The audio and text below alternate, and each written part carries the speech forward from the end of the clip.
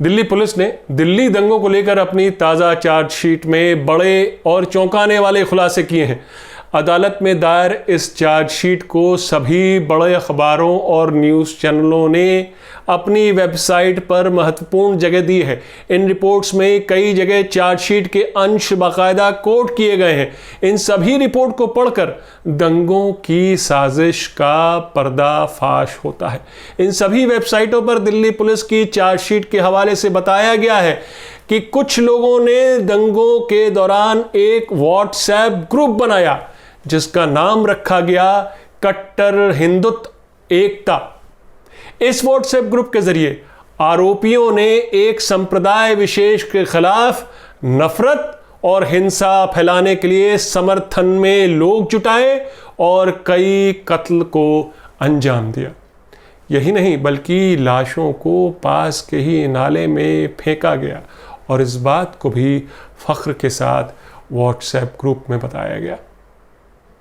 Police इस WhatsApp group पर हुई बातचीत को एक्स्ट्रा जुडिशियल कन्फेशंस के तौर पर कोर्ट के सामने रख रही। इस चार्जशीट में दिल्ली पुलिस ने दावा किया कि तफ्तीश से यह पता चला कि इस ग्रुप के लोगों ने 9 लोगों का दरअसल कत्ल किया।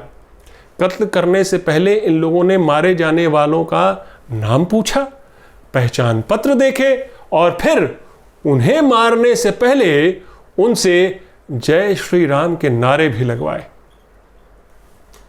नमस्कार, मैं हूं आपका न्यूज़ बाज प्रभात शुंगलू। मेरा आज का सवाल, क्या दिल्ली दंगे पूर्व नियोजित साजिश के तहत करवाए गए?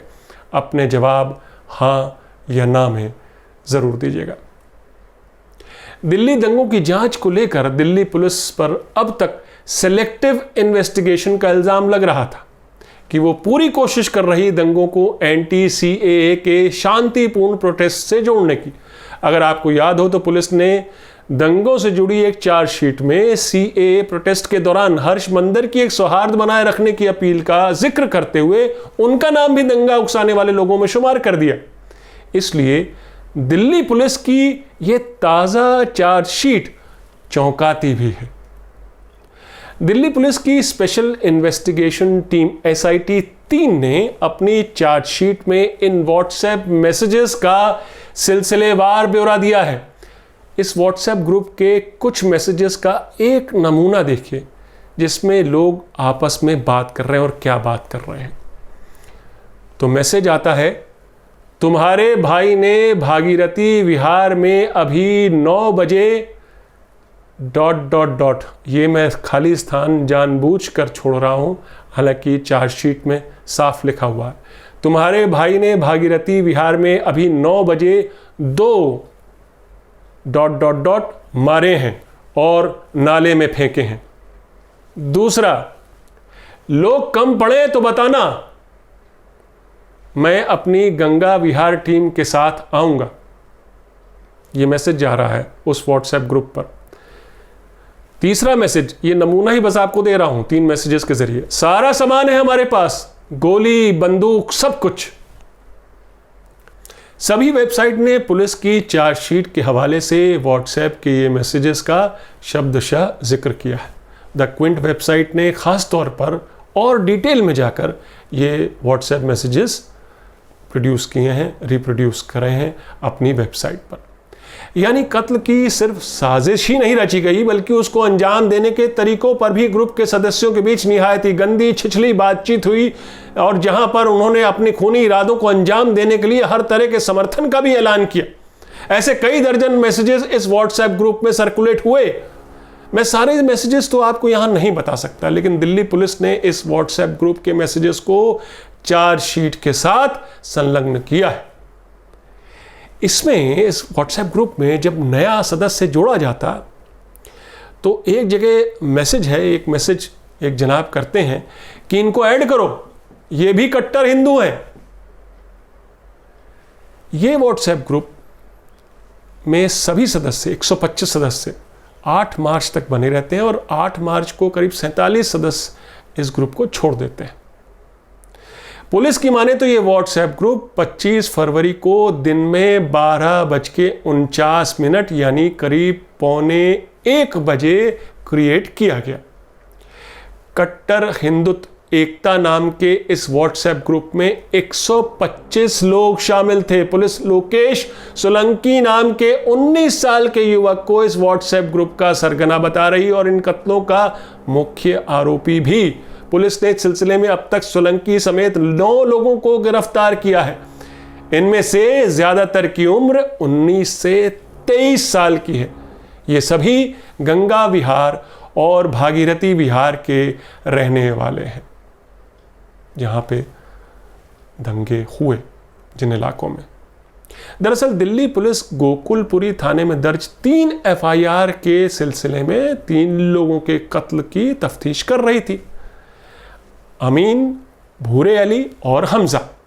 एफआईआर 102/20, 103/20 और 104/20। लेकिन तफ्तीश के दौरान पता चला कि सिर्फ ये 3 नहीं, बल्कि इस व्हाट्सएप ग्रुप में सक्रिय लोगों ने 25 फरवरी की दोपहर से 26 फरवरी की रात के बीच 9 कत्ल को अंजाम दिया। अब 125 में से कुछ लोग तो बातचीत में ही लगे थे, लेकिन इनमें से कुछ लोग सड़क पर भी उतरे जिन लोगों ने इन कत्लों को अंजाम दिया। 36 घंटों में 9 कत्ल, यानी कि मुसलमानों को आइडेंटिफाई करके उन्हें लाठी या भारी हथियार से पीट पीट कर मारा गया। पुलिस के मुताबिक 6 लोगों मुरसलीन, आस मोहम्मद, मुशर्रफ, अमीन, भूरे अली और हमजा की हत्या गोकुलपुरी इलाके में हुई और उनकी लाश भागीरथी विहार के सी ब्लॉक के नाले में फेंकी गई, जहां से पुलिस ने इन लाशों को बरामद किया था। इन्हीं दंगाइयों ने अकील अहमद, हाशिम अली और उसके बड़े भाई आमिर खान की भी हत्या की।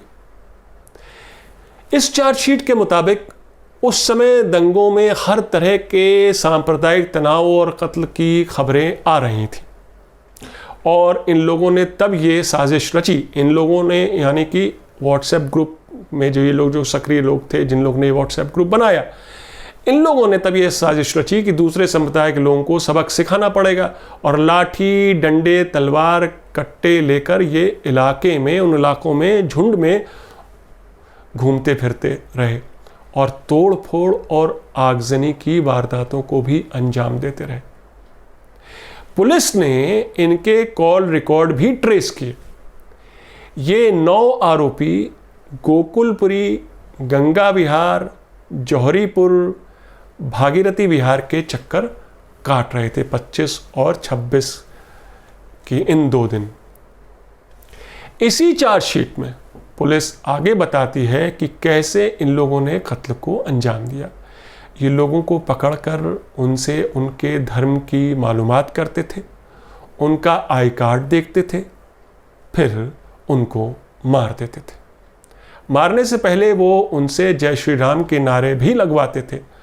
उन्हें मारकर उनकी लाश पास के नाले में फेंक देते थे।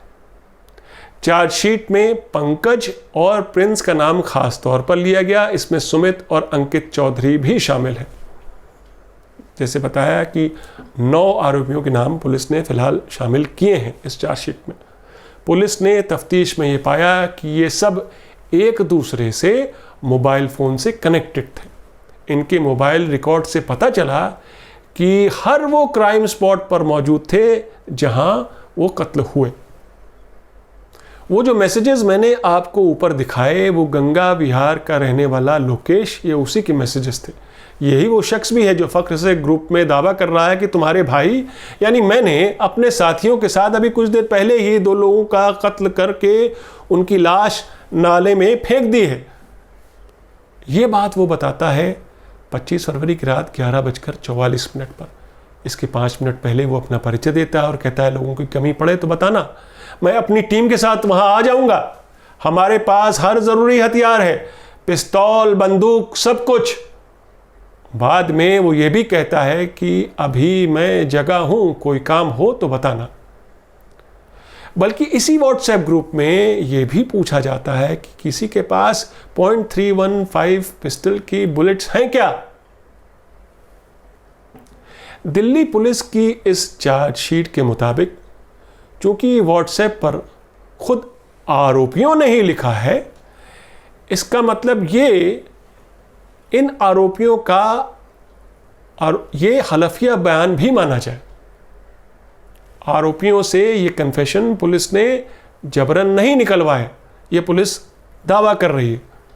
पुलिस ने अदालत का ध्यान इन व्हाट्सएप मैसेजेस और वारदातों की टाइमिंग की ओर दिलाने की कोशिश की है कि कैसे दोनों एक दूसरे से मैच करते हैं, व्हाट्सएप मैसेजेस और वारदात की टाइमिंग। इधर कत्ल होता है और उधर वो व्हाट्सएप मैसेज जो लोकेश ने, जैसा कि मैंने बताया, कि भेजे, और इधर व्हाट्सएप पर कत्ल की साजिश और फिर सड़क पर जाकर कत्ल को अंजाम। पुलिस इन्हें एक्स्ट्रा जुडिशियल कन्फेशंस मान रही है, इन व्हाट्सएप मैसेजेस को। जैसा कि मैंने बताया कि पुलिस ये नहीं कह रही कि हमने इनसे जबरन ये कन्फेशंस करवाए हैं, बल्कि ये रही व्हाट्सएप मैसेजेस की एक कड़ी, ये रहा उसका थ्रेड, और ये देखिए ये मेल खा रहा है जब ये वारदात हुई। तो पुलिस इन्हें एक्स्ट्रा जुडिशियल कन्फेशंस मान रही, लेकिन साथ ही गवाहों के बयानों और मौकाए वारदात पर मिले सबूतों के बल पर पुलिस अपने दावों को और पुख्ता भी कर रही। तो मेरा आज का सवाल, क्या दिल्ली दंगे पूर्व नियोजित साजिश के तहत करवाए गए? अपने जवाब हाँ या ना में ज़रूर दीजिएगा। तो ये थी आज की न्यूज़बाजी। फिर मिलेंगे एक नई न्यूज़बाजी के साथ। तब तक के लिए नमस्कार।